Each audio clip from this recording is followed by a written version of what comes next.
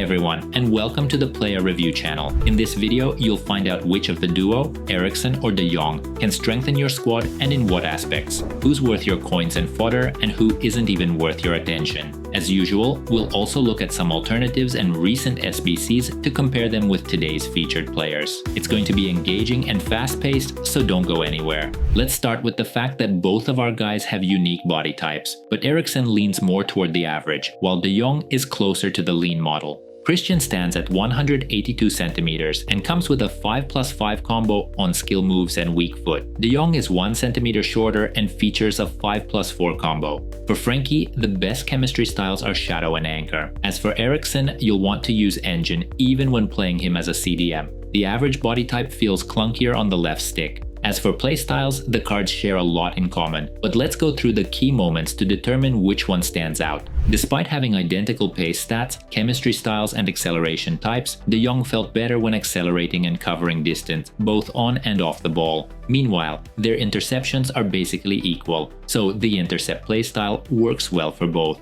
However, the lack of a gold tier playstyle still shows. The ball tends to bounce away more often when intercepting powerful passes. What's really missing is Anticipate. That's why mistimed tackles and fouls are common. And of course, that impacts tackling in general. The ball doesn't always stick to the feet after a challenge. That said, Eriksen's larger model helps him muscle opponents off the ball during tackles, always a plus. Additionally, that model helps with shielding the ball, especially when combined with Press Proven. De Jong, on the other hand, doesn't get much help from Press Proven. The lean body type makes it easy to push him off the ball. Even during shield animations from skill moves, he gets overpowered easily. When it comes to his tackles, he also lacks physicality and aggression. Overall, he can block or bump into an opponent, but his tackles are soft. So, use Anchor for a hold role. That said, we all know how this game works. Even lean models can win the ball back quickly after losing it. In those moments, physical presence isn't always necessary. What truly matters is the excellent left stick dribbling. Just look at this quick movement right after receiving the ball. Frenkie easily evades the challenge. Eriksen, on the other hand, has a noticeably worse left stick due to his body type and what seems like less polish. So Engine is essential for him.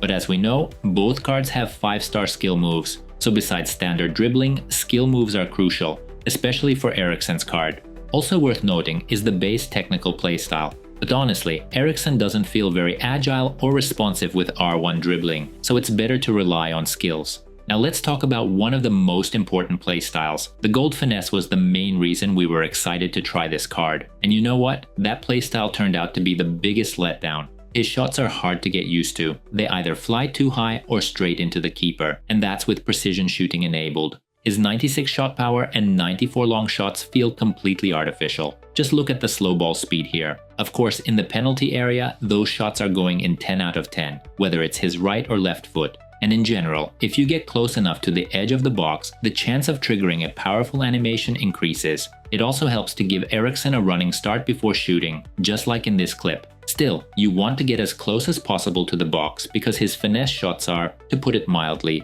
average. Same goes for Trivela. He clearly lacks the playstyle for that. Now let's talk about De Jong, who, by the way, has silver finesse shots, but those aren't particularly useful either. And honestly, why bother with finesse when he has this gorgeous silver Trivela? And again, if you look at his stats, you won't see standout long shots or shot power, but in reality, it's a different story. De Jong's Trivela shots are absolutely incredible, both in speed and accuracy. Hit green timing and your opponent has no chance. Even this red time shot, although weak, still went in under the bar. Because of these shots, there's good reason to play De Jong higher up the pitch, for example, as an attacking playmaker, or just manually push him forward from a holding role, especially given his passing and that tiki-taka playstyle. And yes, tiki-taka is always useful, even in the CDM role, for a quick sharp pass after an interception and so on. As we know, both cards come with gold incisive pass, but again, De Jong's passes are more genius. He pinpoints gaps between defenders and delivers incredibly clean passes to teammates. His passes are so refined, they reminded us of that Totti Messi card we covered a while ago. As you can imagine, his long balls are top tier too, even though we didn't use them that often. But truthfully, De Jong's passing is among the best in the game, even with only 4 stars on his weak foot. We actually tested long balls more with Eriksen's card, since we already knew what to expect from De Jong. And to be honest, Eriksen isn't far behind in that aspect. Wherever you need a soft lob or a powerful switch, he delivers. Same goes for his incisive passes. Still, De Jong feels slightly better because of his refinement. As you know, in EAFC 25, the rewards for the Weekend League are awesome, which means that the game has become much harder to play. Our boosters will help you to get the best rewards. Write in, because the number of spots is limited. And don't forget that we also sell coins at a cheap price. All links in the description. Let's wrap it up. To keep it short, De Jong is the better card overall, beating Eriksen in nearly every aspect except for physical presence and finesse shots, but his left stick movement and insane trivelas more than make up for that. Honestly, we wouldn't recommend Eriksen, unless you're a Manchester United fan. In that case, go ahead and complete him.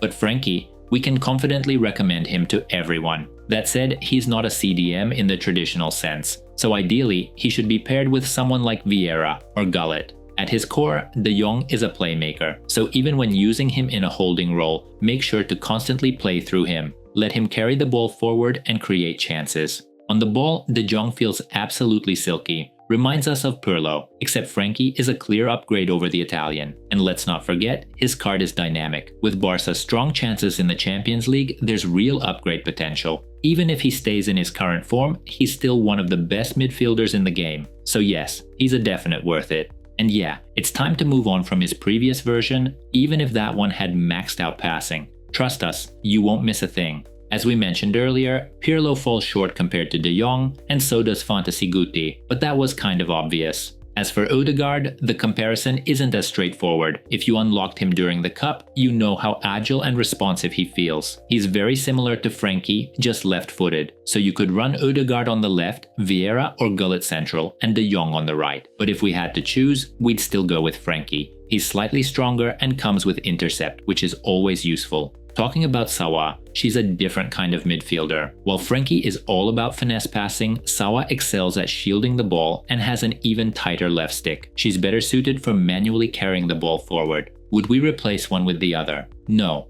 but playing them together could be really fun. If you're looking for a solid value option with great playstyles, 94 rated Xavi is a great shout. He moves even better now, so there's no need to replace him. Or you could run him alongside Frenkie. From ultra-budget picks, Fermin is a great link to De Jong, or just a solid option in a cheaper squad. And if you're open to running women's cards and want someone with top-tier finesse shots and elite passing, consider Nadine Kessler over Eriksen. Her passes are sharp, her finesse shots are deadly, and she even contributes defensively from time to time. If you've got any questions, drop them in the comments. We'll try to answer as fast as possible. And don't forget to subscribe so you don't miss our next interesting reviews. We're giving Frenkie a 9.1 rating for overall card quality. Full breakdown will be posted tomorrow in our Twitter. Eriksen's scores will be there too. For SBC value, Frenkie gets a clean 10 out of 10. Thanks for watching and see you in the next videos.